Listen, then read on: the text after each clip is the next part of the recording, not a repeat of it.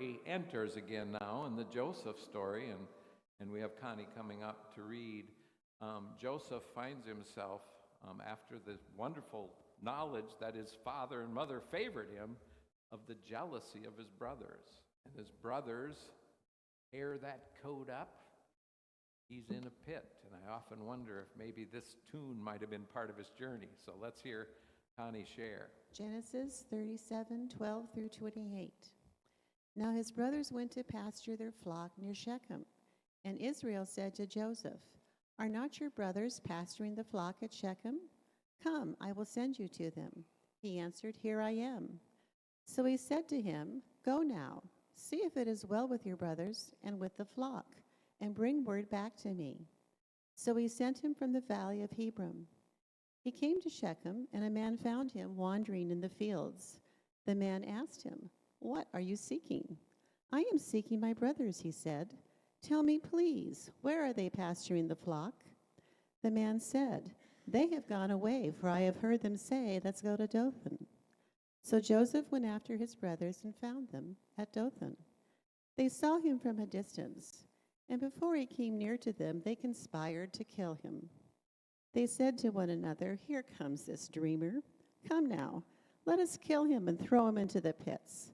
Then we shall say that a wild animal has devoured him, and we shall see what will become of his dreams." But when Reuben heard it, he delivered him out of their hands, saying, "Let us not take his life." Reuben said to them, "Shed no blood.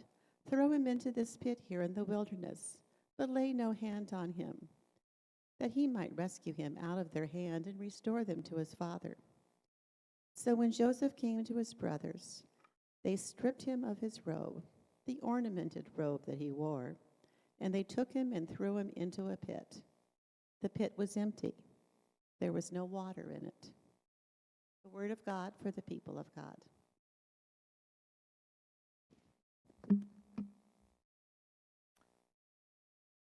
So I'm going to try something a little bit different here. I'm going to tell a story of my dad, but I think it parallels Joseph's story quite a bit. So, not that he had brothers that wanted to kill him, but he had his moments of the pit. And I heard this story because my sister Ida was with me, and I knew this story, but I didn't know some of the details. So I'm going to add a few. You may have heard a little bit of this story before. But it all starts about the railroad. And my dad grew up in a time in the 30s during the Depression, and he was fascinated with trains. And I was watching a documentary, and here's just a little piece of this documentary about riding the rails. Walk on, boy. And now, Clyde, tell us about yourself. Well, I'm from South Dakota, and my home's in Rapid City, a very small town, and I've got a girlfriend there, and the reason I'm in this large city is because she turned me down because I didn't have a job to show her good times, and she turned to someone that could. And now, Charlie, will you tell us where you came from and how you got here and what your purpose was in coming? Well, I came from Louisville, Kentucky, came on a freight train and for adventure. For adventure? Most everybody that I know of that comes here is looking for a job. Well, I'm different. You couldn't catch the freight train usually in the yard unless it was real late at night and you spotted where the bulls were. That's the railroad police. And if you knew that they weren't on your trail, you could catch one slowly as the train is moving out of the yard. But generally speaking, especially in the daylight, you'd have to go just outside the yard. Therefore, you'd have to catch the train on the run. Detectives, the railroad detectives, were patrolling with lanterns and a rifle up and down the tracks. But when that train started, when it always jerks loose, and when it did that, this whole group of men just rose up like one person and rushed to that one door. Well, my dad lived in a little town of Harrisburg, which was right near Sioux Falls, South Dakota. And so he loved to hop the train when he was a kid just to go to Sioux Falls, and then he would hop it and go back. But one time, he didn't go back. He was only 11 years old.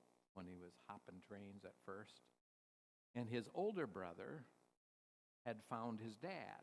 There, my grandpa kind of jumped ship, I would have to say, from our family, and so my grandma pretty much, she cleaned clothes and washed dishes for folks just to get by. They had 5 kids because the father had run out, but they had found out that he was in Denver.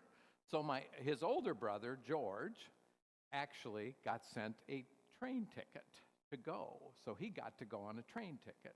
But my dad was not included on that little ditty. So Dad, one day, 11 years old, if you can imagine, stopped a train and didn't stop at Sioux Falls and kept going all the way to Rapid City. And there at Rapid City, it wasn't quite Denver, a bull. That was what they called the folks with the billy clubs kind of patrolling the trains. A bull found my dad and kicked him off the train and gave him a wallop on the leg and chased him away. And then, of all the things he did, he hitchhiked the rest of the way. And the story my sister told me was, well, this is my sister telling the tale now, so I don't get blamed for this, but he got picked up by a trucker. And it was not a semi, but a grain truck. And he jumped in, and the guy driving the truck was drunk and kept weaving all over the road. So finally he pulled over and said, "Could you drive?"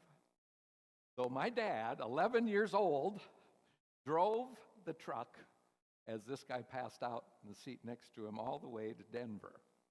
And that's where he jumped out, and he went to see, supposedly, my father and his brothers, or the uncles, and his brother George. But when he got there, can you imagine? He's hoping to kind of hang out with Father. Father wasn't there, but there were 2 uncles, and they said, "You're not staying here. We don't have any food. George is here. He's got a job, but you're not going to be able to get a job. There's no way you're sticking around here. Get back home." And so, if you can imagine how he felt as an 11-year-old, they didn't buy him a ticket either. They said, "Just find your way back." Now, there are a couple of interesting stories about this, just some facts about this kind of lifestyle. My dad wasn't the only kid on the railroad. There were a bunch of teenagers. They say maybe 250,000 teenagers rode the rails just like that during the 30s, just running away from home or trying to find work, or dads kicking, or families kicking them out because they just didn't have enough food. There is a story of, in one of these books I've been reading, about a gal who was in an orphanage. And so she was in an orphanage, didn't have a mom or dad, but the orphanage ran out of food. So at 16, they said, "You're out."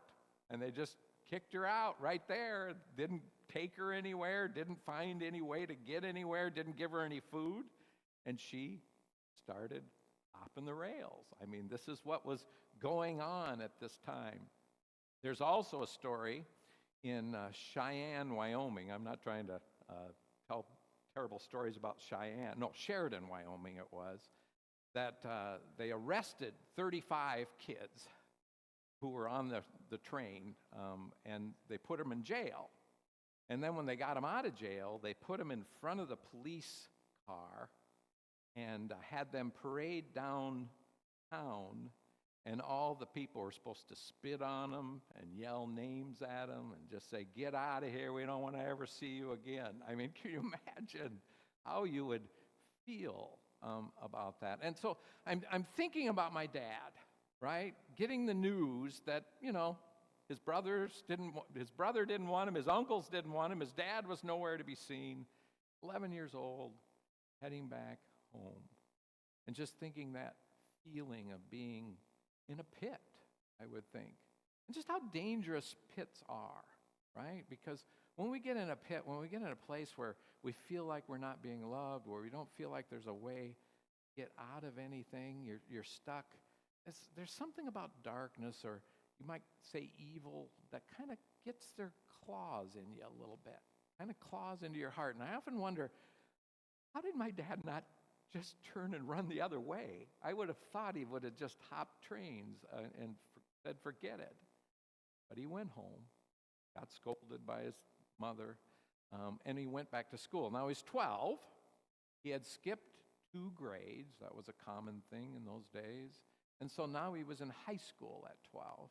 So he had skipped a couple grades. And so the cool thing that happened to him in high school, and there's not usually cool things that happen to high school kids sometimes, but was that he was able to be in a youth group.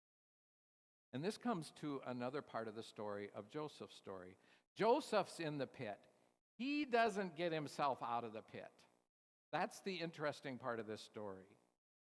Somebody comes by and he's sold to slavery. There's an Egyptian that picks him up, right? So in some ways, this is also Israel's story. There are times in Israel's story when they are in a pit as a country and they find a way out of it, that not on their own. Somebody comes and kind of pulls them out of it and rescues them. It happens a couple times in their history. And this happened to Joseph. And I'm saying it also happened to my father. Because when he started going to youth group, there was a pastor in Vermilion, South Dakota, which was where the university was, who picked kids up. They would walk to the highway, and he picked kids up every Sunday afternoon and drove them to Canton, South Dakota, where they had a youth meeting, a district youth meeting. And they met there every week. And my dad loved Jack Leach. He loved this pastor. He became kind of a father figure for my dad. And so when he graduated from high school, Dad had no money, but Jack Leach found a way to get him to college. He stayed at the United Methodist Church in the basement of the United Methodist Church in Vermilion, South Dakota, where I actually served as a pastor at one point. I actually found a check that he had. He cleaned the church, and it was for $2.12 a week of cleaning the church. So he got by, and he found kind of a new life and a new way of getting by, and he found a safe place to be there at that university, there at that church. And so when I think of this story, I think often in our lives how some people are not able to get out of the pit they're in. We love to say that. Come on, you got to pull up your boots and get out. But there are some people, they're just too far in the pit. And we as a church are called to be there to help them get out of it. Not just, but not just help them and keep helping them forever, but help them get their feet back on the ground so they can start living their life, just like my dad was able to do. And I think that's what we're called to be as a church, right? To do that kind of rescue work. Yesterday, I was working at Habitat for Humanity, and we had several folks from our church working there. It's a fascinating place. They've got, I'd say, 40 houses they're building right now, duplexes, and they're basically giving people a leg up, right? A chance to find a way to make it here in Seattle in the housing area. So what I'm trying to say here is our story and God's story are the same here, right? We are a people who sometimes get into pits, and we need folks to help us. One of the biggest things I've ever done in my life when just kind of spiritually and taking care of myself was so bad, I finally got the nerve up to say, I need to get a counselor. And so I raised my hand and I called somebody and I got that help. And that counselor helped me get out of that pit. She didn't do it on her own, but she helped me, and I needed that help. So sometimes it's us raising our hand and saying, I need help. I need help. But other times, as a church, it's us saying, we can help. We want to help. And so I hope as we continue on this journey, wherever you are, maybe you've been someone like my dad who was pulled out of the pit, and then he spent the rest of his life helping others, or maybe you're in that pit. Know this, that's not where your story ends. Your story continues. And God is always trying to work with you on your side to help you make a better life of your story. And so all the people said, amen. Let's go ride a rail together.